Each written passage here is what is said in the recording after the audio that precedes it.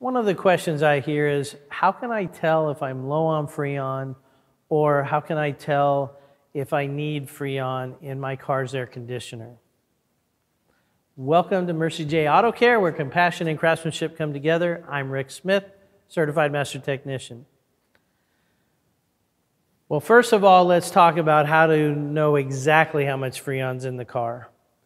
There is not much refrigerant in most of our modern day automobiles. Unless you have a big system like in a van or something, we only have about 16 to 20 ounces. If we have too much in there, it's going to damage our compressor, especially here in Phoenix because our temperatures get so high and it puts the pressure really high on that compressor. If we get a little bit low, the deceptive thing is our air might be blowing wonderfully cold out of the vents. But there's two problems if we're a little bit low. Number one is that refrigerant carries oil in it to lubricate the compressor, and so it won't carry enough lubrication.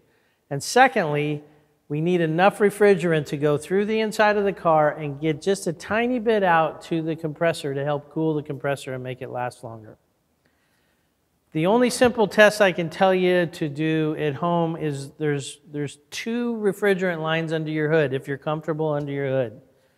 One's a fairly big one, and one's a fairly small one.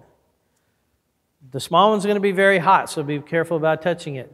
The bigger one is going to be cold, and it should be, if you feel it as close as you can to the compressor, it should be cold. If it's barely cool, you're probably a little bit low. Otherwise, in a shop, we use gauges and we look, and they can give us a little bit of an idea, but the best way to know whether your refrigerant level is correct or not is we actually suck it out into a machine. We don't let Freon or refrigerant out into the atmosphere because it is a global warming problem.